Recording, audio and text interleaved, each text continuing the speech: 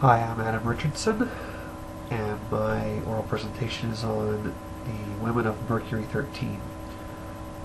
I approached this project with a great deal of curiosity because I've always been interested, at least to some extent, in space flight, and as a male it was it would be interesting for me to see a woman's perspective on this subject, and to find out more, to have found out more about this this group of women was very inspiring and to me, and was very interesting. So let me try and give you a synopsis of the women of Mercury 13 and their legacy for today. So as you can see on the first slide, there's a nice picture of, I believe that's the Endeavour space shuttle. It was manned by, I believe, this was the one, I believe, that was manned by Eileen Collins, who became the first female astronaut to pilot a space shuttle, and we'll talk about her a little bit later, but that's a nice picture there. So we'll go on to slide 2. Okay, so background and history. When the space program was first getting started, and the space race with the Soviets was in full swing, a man by the name of William Lovelace helped develop tests that would test the Mercury 7, or the group that would become known as the Mercury 7, to try and simulate their fitness for space flight. And of course we're all familiar with the Mercury 7, and we're also familiar with the fact that they were all men. And this was a concern for Lovelace because men tend to be bigger physically than women, and in addition to believing that women were more than capable of manning space flight, he thought that there were very practical reasons to have women aboard space shuttles as well. The chief among those being that since women are on average lighter than men, they would ease the payload for a space shuttle or a space flight, and would thus make it easier for the shuttle to accomplish its mission, and would decrease the danger for those aboard.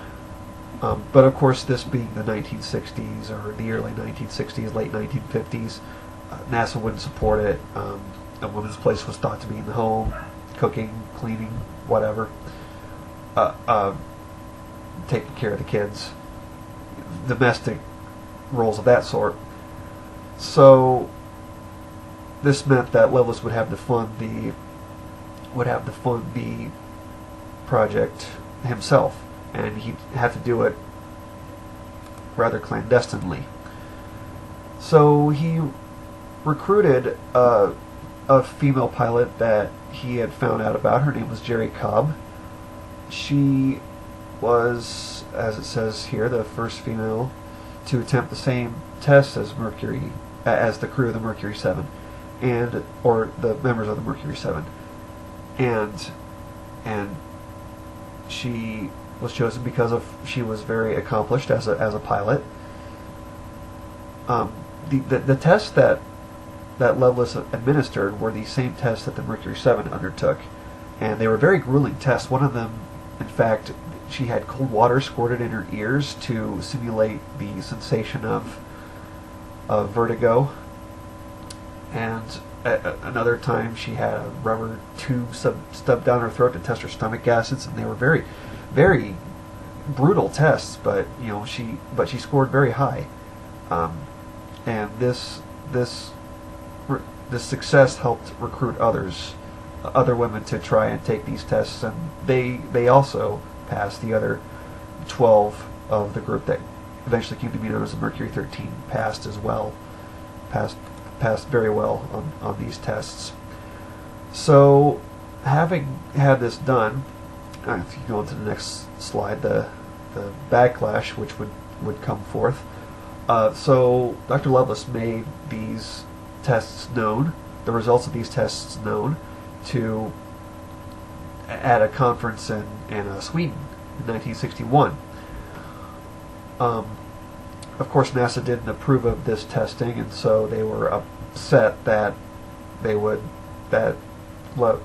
Lovelace would try this testing.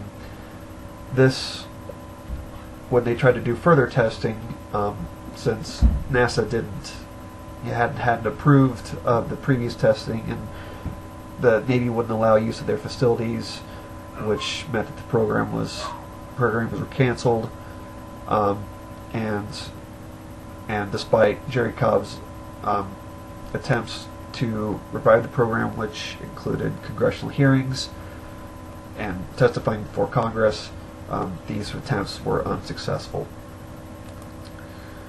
So the next slide. So, despite the fact that the program was short-lived and that it would take almost 2 decades, the American space program eventually did produce female astronauts. Of course, Sally Ride, as we know, was the first female astronaut in space, and as I mentioned before, Eileen Collins in 1998 became the first female space shuttle pilot, the first female to pilot a space shuttle. And kind of as a touching, poignant moment, she invited the surviving members of the Mercury 13 to attempt the launch. And so she is one that's definitely aware of the sacrifices made by the Mercury 13. So, in conclusion, and the last slide, continuing with the legacy, today many women hold jobs at NASA, whether they be astronauts or engineers or other people, other positions. NASA has actively engaged in trying to create more careers in the STEM markets for women. And even though female pilots are still small in number, the influence is growing. There's even a website for women to check out, or dedicated to women, and it says right there, women.nasa.gov.